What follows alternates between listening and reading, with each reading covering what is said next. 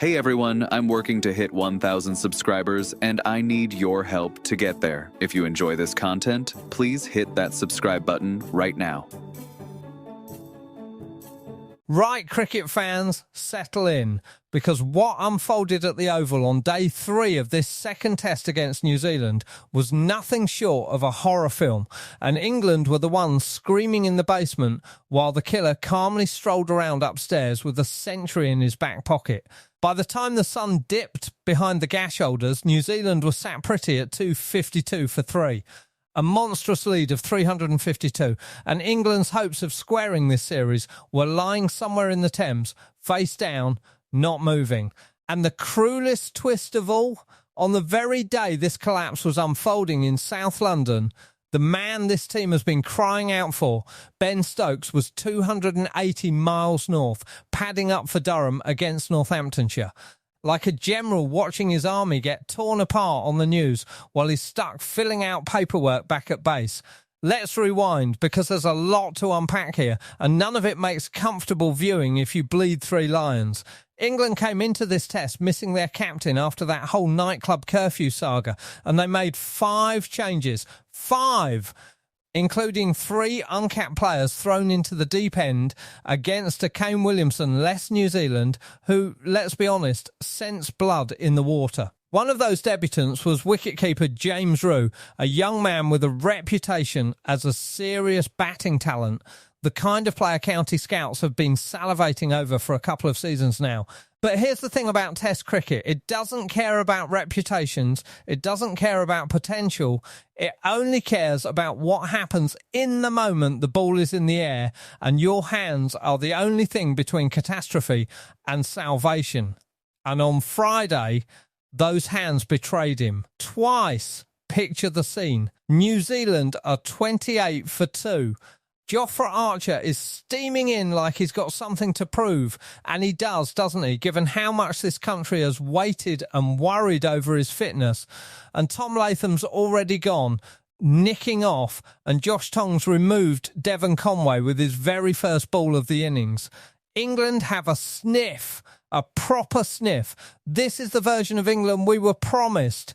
The one with snarling fast bowlers and electricity in the field. Then Rachin Ravindra flashes at tongue and the ball goes low to Rew's left. It's not a gimme. Nobody's pretending it's a gimme. But it's the kind of chance that wins and loses test matches. The kind that separates the journeyman from the greats. Rew can't hold on. Ravindra survives on 7. Cut to later in the day, same bowler, different batsman, Henry Nicholls on 97, hooking, gloving down the leg side off Archer, and again the ball goes begging, this time high to Rew's right, and again it won't stick. You could see Archer's face. You didn't need lip-reading software to know exactly what he was thinking standing out there in the oval heat. Ball after ball just dying in young hands that simply weren't ready for the moment. And what happened next was almost inevitable, like watching a slow-motion car crash where you already know which lamppost it's going to hit. Reprieved on 42 and then again on 97, Nicholls did what proper batsmen do when the game hands them a second life. He punished it without mercy. He pulled Jacob Bethel away for 4 to bring up 3 figures, his 11th Test 100, and let's give the man his due here, because there's a beautiful subplot running through this innings that deserves more attention than it's getting.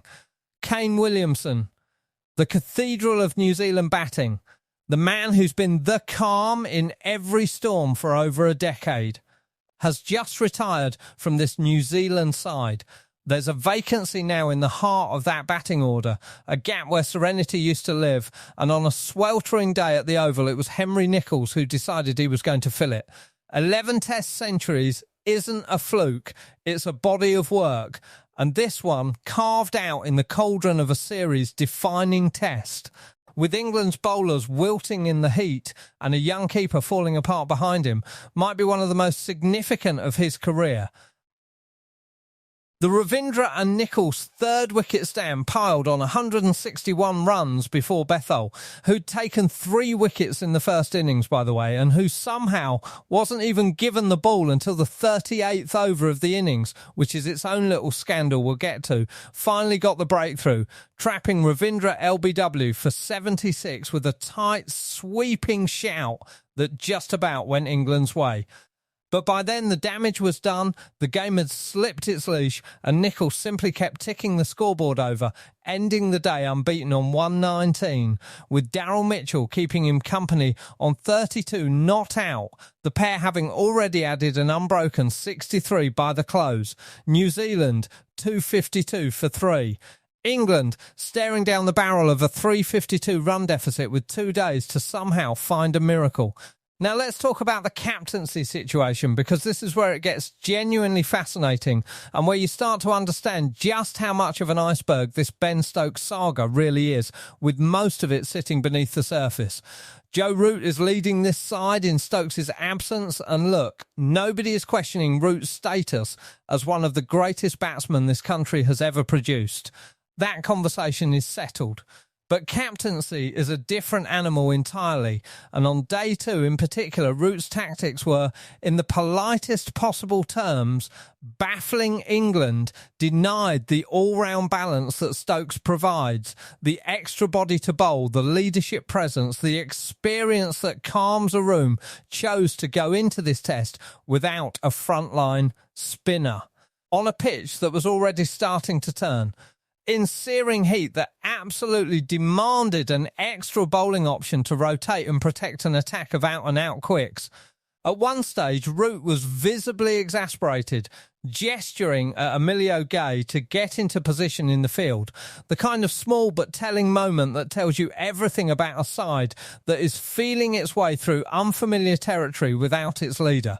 This isn't a slight on Root the man or Root the cricketer. It's simply the truth of what happens when you ask a batting genius to also be a tactical mastermind on the fly, with a dressing room full of faces who haven't shared a test arena with each other before. Leadership isn't just about runs and wickets, it's about presence, and England quite clearly have been feeling the absence of that presence all match long. Because make no mistake, this entire test has been shadowed by the ghost of Ben Stokes, even as he wasn't there. The skipper's situation, the nightclub incident, the curfew breach, the ECB investigation that's been hanging over this tour like storm clouds that refuse to break, has dominated headlines as much as anything happening between the boundary ropes. And on day 3, with Stokes out at Northamptonshire, turning his arm over and middling the ball in the nets for Durham, you got the surreal sensation that the real must-watch cricket story of the day wasn't unfolding at the Oval at all. It was happening somewhere in the Midlands, in a county fixture that suddenly carried the weight of a returning king, testing whether his sword still fits the scabbard. There is, and we cannot stress this enough, a growing sense that Stokes and fast bowler Gus Atkinson could both be back in the fold for the 3rd test at Trent Bridge next week. And if that comes to pass, my goodness, what a test that's going to be. A series finally poised, a captain returning from a personal storm to lead his country in a winner-takes-all decider. You could not script it better if you tried, and we're not even talking about the cricket yet.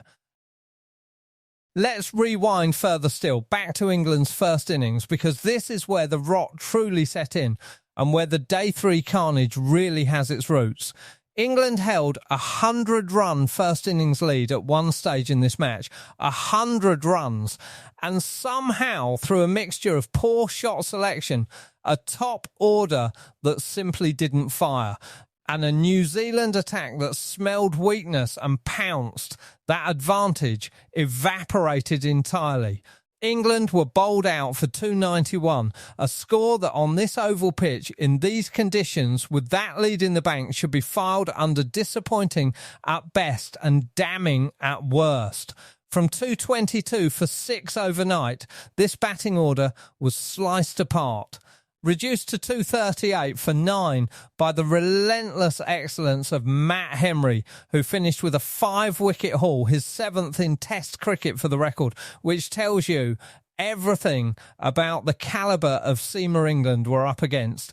Henry bowled with his wicket-keeper Tom Blundell standing up to the stumps, a tactic as old as the game itself but rarely seen with such surgical precision in the modern era, and it strangled England's middle and lower order into submission. Jordan Cox, another of the debutants thrown in at the deep end, chipped tamely to mid-wicket.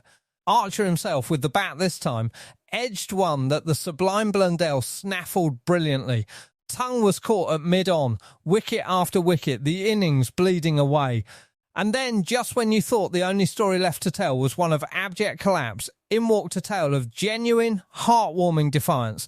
Matthew Fisher, playing only his 2nd Test cricket match, mind you, joined last man Sonny Baker at 238 for 9, with the innings seemingly minutes from being over. What followed was an 80-minute 17 over rearguard that this Oval crowd, on Fisher's home ground no less, will not forget in a hurry. Baker, a debutant himself, gritted out 36 deliveries for a battling 4, showing the kind of bottle you simply cannot teach. And Fisher stood up to short-pitch bowling that would have rattled far more experienced men, occasionally finding the gap through the covers with real authority, and brought up a maiden Test half-century off just 76 balls to an ovation that you could practically feel rattling the old gash shoulders themselves. A home-ground hero, born in the moment England needed exactly that. It took the introduction of the second new ball 4 overs into its life for Kyle Jamieson to finally end the stand, Baker gloving a vicious lifter through to the keeper. Fisher walked off unbeaten on 50, head held high, having added a priceless 53 for the 10th wicket and rescued his side from complete humiliation, even if he couldn't rescue them from this overall position. So where does that leave England? Bluntly, in deep trouble. A James Root still searching for his Test-class gloves. A Joe Root grappling with the burdens of stand-in leadership on a pitch that's exposing every tactical gap in the team setup. A bowling attack cooked by the heat and a lack of spin support. And looming over absolutely everything. The shadow of a captain stuck in cricketing purgatory. His return potentially just days away, but his presence desperately, achingly needed right now. Would Stokes have stopped those drops? Almost certainly not. Catching is catching. Leadership doesn't have magic glue for fingers. But would his very presence in that dressing room, in that slip cordon, at the helm of these tactical calls, have changed the complexion of this match? It's the question hanging over every ball bowled at the Oval this week, and one England may not get the answer to until it's already too late for this particular test. 2 days remain. New Zealand lead by 352 with 7 wickets in hand and a man on 119 not out, who's just filled the biggest pair of boots in his country's batting order without so much as a flinch. England needs something close to a miracle, a genuine page out of the Bazball fairy tale, if they're going to drag themselves back into this contest and keep the series alive, heading to Trent Bridge. Stranger things have happened on an English cricket field.